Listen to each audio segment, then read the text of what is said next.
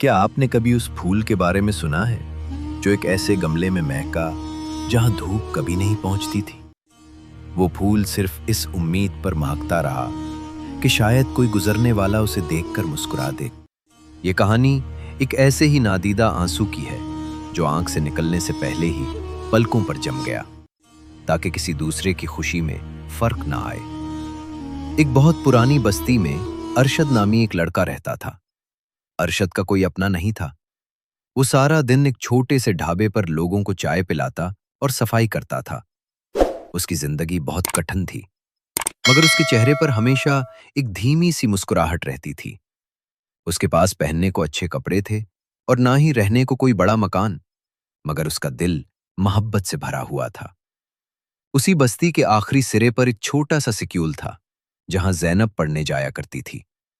زینب ایک غریب گھرانے کی لڑکی تھی، مگر وہ پڑھ لکھ کر اپنے خاندان کا سہارا بننا چاہتی تھی۔ ارشد ہر روز چائے کا تھال اٹھائے اس راستے سے گزرتا جہاں سے زینب کا سکول کا راستہ تھا۔ ارشد نے کبھی زینب سے بات نہیں کی تھی، لیکن اس کے دل میں زینب کے لیے ایک خاص جگہ بن گئی تھی۔ اس محبت کی وجہ کوئی خوبصورتی نہیں تھی، بلکہ ایک چھوٹا سا واقعہ تھا۔ ایک بار جب بہت تیز بارش ہو رہی تھی اور ارشد بارش میں بھیگ رہا تھا، تو زینب نے اپنی پرانی چھتری کا رخ ارشد کی طرف کر دیا تھا تاکہ وہ گیلا نہ ہو جائے۔ زینب کے لیے یہ صرف ایک ہمدردی کا کام تھا، مگر ارشد کے لیے یہ زندگی کا سب سے بڑا تحفہ تھا۔ اس دن سے ارشد نے یہ عہد کر لیا تھا کہ وہ خاموشی سے زینب کی ہر مشکل میں مدد کرے گا۔ ارشد اپنی مزدوری سے ملے ہوئے تھوڑے تھوڑے پیسے ایک مٹی کی گلک میں جمع کرنے لگا۔ وہ دن میں صرف ایک وقت کھانا کھاتا تاکہ زیادہ پیسے بچا سکے۔ اس کا مقصد یہ تھا کہ جب زینب کی پڑھائی کے لیے پیسوں کی ضرورت پڑے تو وہ گمنام رہ کر اس کی مدد کر سکے۔ وقت گزرتا گیا اور زینب کی آخری امتحانات کی فیس جمع کروانے کا وقت آ گیا۔ زینب کے والد بہت پریشان تھے کیونکہ ان کے پاس پیسے نہیں تھے۔ زینب رات بھر روتی رہی کہ شاید اب اس کا سکول چھوٹ جائے گا۔ ارشد نے جب یہ بات سنی تو اس کا دل تڑپ اٹھا۔ اس نے رات کے اندھیرے میں اپنی گلک توڑی اور وہ سارے پیسے ایک لفافے میں ڈال کر زینب کے گھر کے دروازے کے نیچے سے اندر پھینک دیے۔ لفافے پر صرف یہ لکھا تھا، یہ آپ کی محنت کا انعام ہے، پڑھنا مت چھوڑنا۔ اگلے دن جب زینب نے وہ پیسے دیکھے تو اس کی خوشی کی انتہا نہ رہی۔ اسے لگا کہ جیسے اللہ نے اس کی دعا سن لی ہے۔ وہ نہیں جانتی تھی کہ اس کے پیچھے ایک ایسا دل ہے جو اپنی بھوک کی قیمت پر اس کے خواب خرید رہا تھا۔ وقت پر لگا کر اڑ گیا اور بستی میں بہت سی تبدیلیاں آ گئیں۔ زینب نے اپنی محنت اور اس گمنام مدد کی بدولت اپنی پڑھائی مکمل کر لی۔ اب وہ ایک اچھے عہدے پر فائز ہو چکی تھی اور اس کا خاندان غربت کے سائے سے نکل آیا تھا۔ زینب کے دل میں ہمیشہ یہ سوال رہتا تھا کہ وہ کون تھا جس نے اس کی زندگی بدل دی۔ وہ اکثر اپنے پرانے اسکول کے پاس جاتی اور گلیوں میں اس انسان کو ڈھونڈتی، مگر اسے کوئی سراغ نہیں ملتا تھا۔ دوسری طرف ارشد کی حالت دن بدن بگڑتی جا رہی تھی۔ کئی سالوں تک ایک وقت کا کھانا کھانے اور سخت محنت کرنے کی وجہ سے اس کا جسم بہت کمزور ہو گیا تھا۔ وہ اب ڈھابے پر کام کرنے کے قابل نہیں رہا تھا۔ اس نے اپنی زندگی کی تمام جمع پونجی زینب کی تعلیم پر خرچ کر دی تھی اور اپنے لیے کچھ بھی نہیں بچایا تھا۔ وہ ایک چھوٹی سی کٹیا میں تنہا رہتا تھا جہاں دیواروں پر صرف مٹی لگی تھی، مگر وہاں ایک سکون تھا۔ ایک سرد شام زینب اپنے والد کے ساتھ بستی کے ہسپتال سے گزر رہی تھی کہ اس کی نظر ایک کمزور سے آدمی پر پڑی جو ہسپتال کے کونے میں بیٹھا کانپ رہا تھا۔ وہ ارشد تھا۔ اس کے ہاتھ میں وہی پرانی چھتری تھی جو زینب نے برسوں پہلے اسے دی تھی۔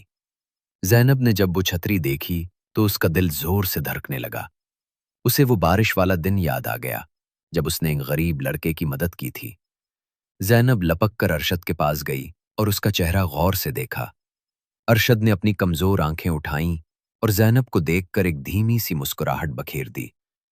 زینب نے پوچھا، آپ کون ہیں اور یہ چھتری آپ کے پاس کہاں سے آئی؟ ارشد کچھ نہ بولا، بس اس نے اپنی جیب سے ایک پرانا گرد سے بھرا کاغذ نکالا اور زینب کی طرف بڑھا دیا۔ وہ وہی کاغذ تھا جس پر زینب نے بچپن میں اپنا نام اور سکول کا پتہ لکھا تھا۔ اس کاغذ کے پیچھے अरशद ने अपनी टूटी फूटी उर्दू में लिखा था, मैंने अपना वादा पूरा किया, तुमने पढ़ना नहीं छोड़ा। ज़ैनब की आंखों से आंसू बहने लगे।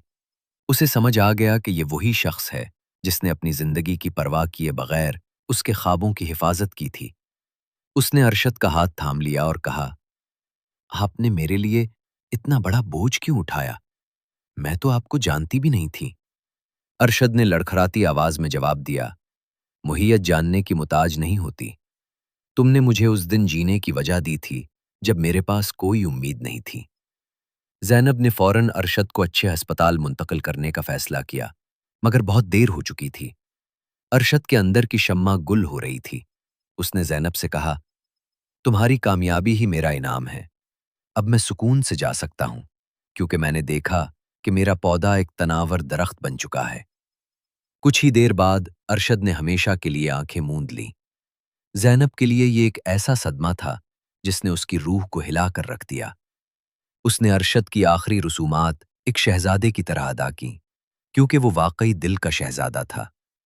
ज़ैनब ने उस बस्ती में अरशद के नाम से एक बड़ा मरकज़ कायम किया, जहां गरीब बच्चों को मुफ्त तालीम दी जाती थी। उस मरकज़ के दरवाजे पर अरशद की वो पुरानी छतरी एक शीशे के डब्बे में रखी गई, ताकि हर आने वाला जान सके कि मोहब्बत सिर्फ पाने का नाम नहीं, बल्कि मोहब्बत तो खामोशी से अपनी खुशियां दूसरों पर वार देने का नाम है। आज भी जब बस्ती में बारिश होती है, तो ज़ैनब खिड़की के पास बैठकर उस पुरानी छतरी को देखती है। उसे महसूस होता है कि अरशद कहीं आसपास ही है, वही खामोश मोहब्बत लिए जो कभी किसी सिले की मुताज नहीं थी। अरशद की मोहब्बत ने साबित कर दिया कि सच्ची मोहब्बत कभी मरती नहीं, वो दूसरों की कामयाबियों में हमेशा जिंदा रहती है। अगर ये कहानी आपके दिल को छू गई हो, तो अपने दोस्त के साथ ज़रूर शेयर करें। हमारे चैनल को सब्सक्राइब करें और बेल आइकन दबाएं। अल्लाह हाफिज।